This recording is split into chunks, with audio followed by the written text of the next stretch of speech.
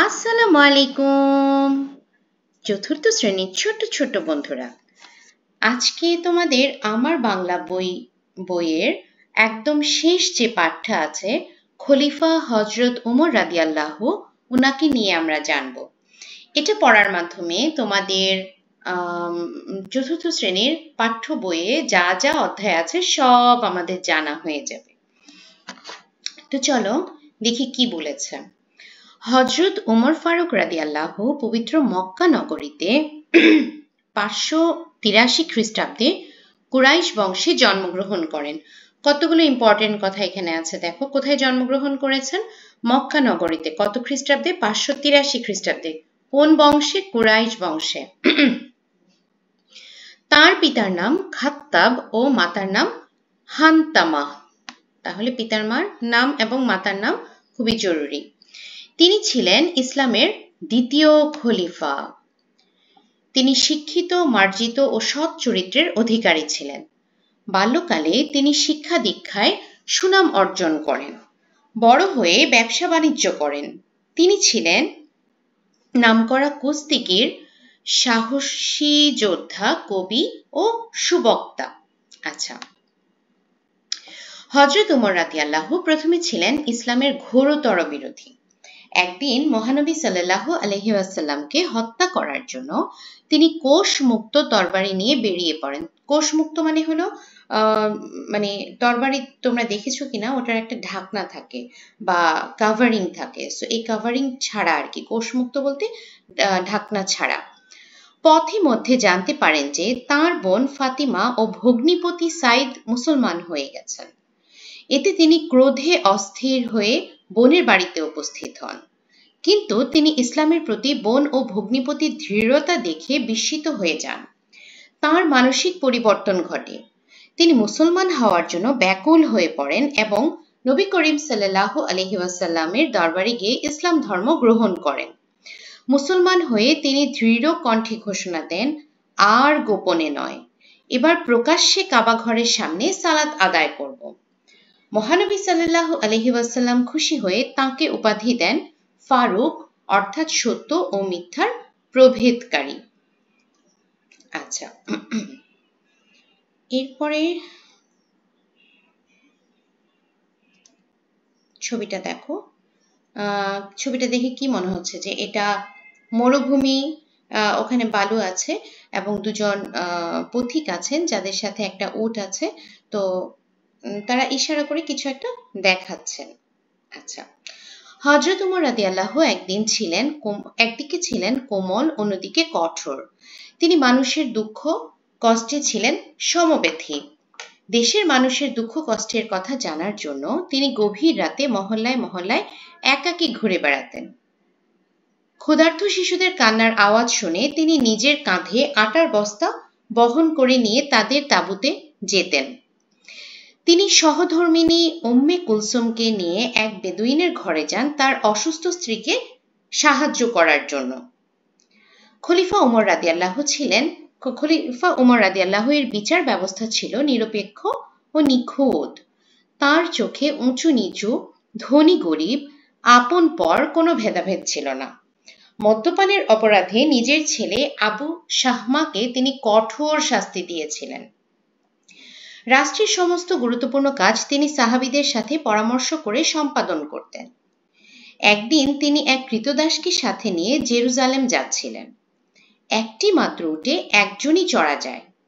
তিনি সঙ্গী ক্রীতদাসকে বললেন, দুইজন দূরের পথ পাড়ি দেব, একবার তুমি উটে চড়বে, আরেকবার আমি। এভাবে যখন তাঁরা জেরুজালেম শহরের নিকটে পৌঁছালেন, তখন ক্রীতদাসের উটে চড়ার পালা ছিল। উটের পিছে ক্রীতদাসকে দেখে শহরের লোকজন মনে করল ইনিই খলিফা। তারা উটের পিঠে বসা ক্রীতদাসকে খলিফা ভেবে সালাম দিতে লাগলো। ক্রীতদাস তখন লজ্জিত হয়ে বললেন, আমি নই, উটের রশি ধরে আছেন যিনি, তিনিই খলিফা। উপস্থিত সবাই বিস্মিত হয়ে গেল হযরত ওমর রাদিয়াল্লাহু এর মহানুভবতা দেখে। চিন্তা করা যায় বর্তমান যুগে এরকম।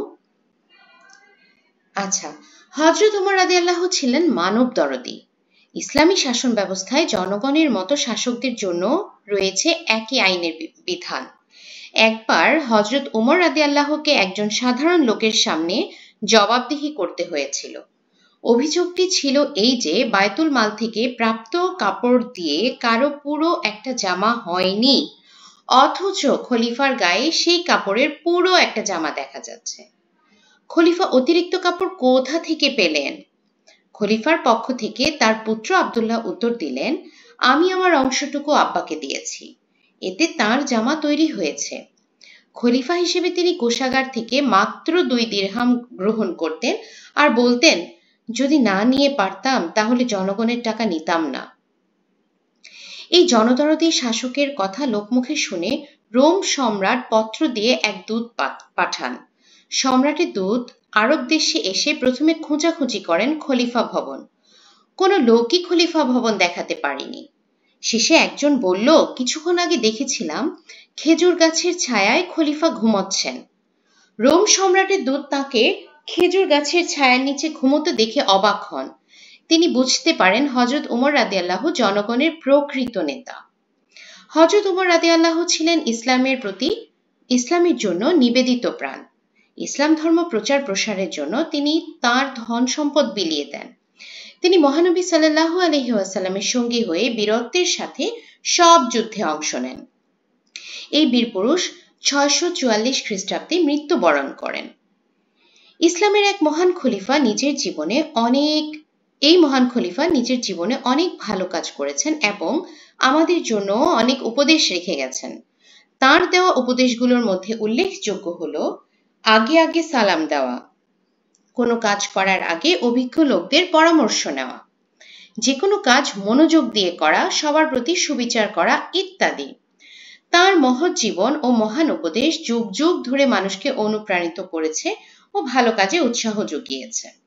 আচ্ছা, এখন আমরা অনুশীলনীতে যাব। অনুশীলনীর জন্য আমি যে নোটটা রেডি করেছি সেখানে নিয়ে যাচ্ছি। অর্থ এবং বাক্য গঠন করতে হবে শব্দগুলো দিয়ে। কুস্তিগীর, কুস্তি খেলোয়াড়। হযরত উমর রাদিয়াল্লাহু তাআলা আনহা ছিলেন নামকরা কুস্তিগীর। কোষমুক্ত, খাপ থেকে বের করে আনা। হযরত উমর রাদিয়াল্লাহু কোষমুক্ত তরবারি নিয়ে বেরিয়ে পড়েন। যোদ্ধা, যুদ্ধ করেন যিনি। যোদ্ধারা যুদ্ধ করে দেশ রক্ষা করেন। সুবক্তা, ভালো বক্তা। বিতর্ক প্রতিযোগিতায় সে সুবক্তা হিসেবে সুনাম পেল। বিস্মিত, অবাক হওয়া, তোমার কথায় আমি খুবই বিস্মিত হয়েছি। সালাত, নামাজ। মুসলমানদের জন্য সালাত আদায় করা ফরজ। ব্যাকুল, আগ্রহী, আমার জন্য সে ব্যাকুল হয়ে আছে। ফারুক, সত্য ও মিথ্যার প্রভেদকারী। হযরত উমর রাদিয়াল্লাহুকে ফারুক উপাধি দেওয়া হয়েছিল। স্বীয়, নিজ। স্বীয় প্রচেষ্টায় সে অনেক বড় হয়েছে। সংমিশ্রণ, একত্রীকরণ। সত্য ও মিথ্যা সংমিশ্রণ করা উচিত নয়। পুষ্প, ফুল। বাগানে পুষ্প ফুটেছে। দিরহাম, আরবে প্রচলিত মুদ্রার নাম। খলিফা হযরত উমর রাদিয়াল্লাহু কোষাগার থেকে মাত্র 2 দিরহাম গ্রহণ করতেন। বায়তুল মাল, সরকারি কোষাগার। বায়তুল মাল একটি আর্থিক প্রতিষ্ঠান। জবাবদিহি, কৈফিয়ত দেওয়া, ভুল হলে জবাবদিহি করতে হয়। পত্র, চিঠি। অনেকদিন পর তোমার পত্র পেলাম। আচ্ছা, এরপরে তোমাদের বইতে আছে যে ডান পাশে কিছু শব্দ দিয়ে দিয়েছে, সেখান থেকে শব্দগুলো তুলে নিয়ে তোমাদেরকে শূন্যস্থান পূরণ করতে হবে। আচ্ছা, হযরত উমর রাদিয়াল্লাহু ছিলেন ইসলামের দ্বিতীয় খলিফা। একদিন তিনি এক কৃতদাস সঙ্গী নিয়ে জেরুজালেম যাচ্ছিলেন। হযরত উমর রাদিয়াল্লাহু পবিত্র মক্কা নগরীতে কুরাইশ বংশে জন্মগ্রহণ করেন। তার মাতার নাম হান্তামা ও পিতার নাম খাত্তাব। তিনি মানুষের দুঃখ কষ্টে ছিলেন সমব্যথী। আচ্ছা, এরপরে কি ডান পাশ এবং বাম পাশকে মিলকরণ করতে বলেছে। শিক্ষা, মহৎ কাজ। শত্রু, মিত্র। সুনাম, বদনাম। ব্যবসা, বাণিজ্য। প্রকাশ্যে, নির্জনে। আচ্ছা, এরপর আবার কিছু বাক্য গঠন দিয়েছে। খলিফা হযরত উমর রাদিয়াল্লাহু ছিলেন ইসলামের দ্বিতীয় খলিফা। চরিত্র, তিনি একজন ভালো চরিত্রের মানুষ। তরবারি, হযরত উমর রাদিয়াল্লাহু কোষমুক্ত তরবারি নিয়ে বেরিয়ে পড়েন। নিখুঁত, সে নিখুঁতভাবে তার কাজটি করেছে। শান্তি, ইসলাম একটি শান্তির ধর্ম। কোমল, তার কোমল আচরণ সবার মন জয় করে নেয়। কঠোর, কঠোর পরিশ্রম করলে সফলতা পাওয়া যায়। দরদি, সে ছিল একজন দরদি মানুষ। আদর্শ, হযরত মুহাম্মদ সাল্লাল্লাহু আলাইহি ওয়াসাল্লাম আমাদের আদর্শ। কোষাগার, খলিফা হযরত ওমর রাদিয়াল্লাহু কোষাগার থেকে মাত্র 2 দিরহাম গ্রহণ করতেন। আচ্ছা, এখন আমরা প্রশ্ন উত্তর পড়ব। হযরত ওমর রাদিয়াল্লাহু কোথায় জন্মগ্রহণ করেন? হযরত ওমর রাদিয়াল্লাহু পবিত্র মক্কা নগরীতে 583 খ্রিস্টাব্দে কুরাইশ বংশে জন্মগ্রহণ করেন। তিনি ছিলেন ইসলামের দ্বিতীয় খলিফা। হযরত ওমর রাদিয়াল্লাহু ছিলেন নামকরা কুস্তিগীর, সাহসী যোদ্ধা, কবি ও সুবক্তা। তার পিতামাতার নাম কি? হযরত ওমর রাদিয়াল্লাহু এর মাতার নাম হানতামা ও পিতার নাম খাত্তাব। ছোটবেলায় তিনি পিতার কাছ থেকে সাহস ও দৃঢ়তার শিক্ষা পান। মাতার আদর্শ জীবন তাকে মানবিক ও ন্যায়পরায়ণ হতে সাহায্য করে। তিনি কিভাবে মুসলমান হলেন? প্রথমে হযরত ওমর রাদিয়াল্লাহু ইসলাম ধর্মের বিরোধী ছিলেন এবং নবী করিম সাল্লাল্লাহু আলাইহি ওয়াসাল্লামকে হত্যা করার ইচ্ছা করেছিলেন।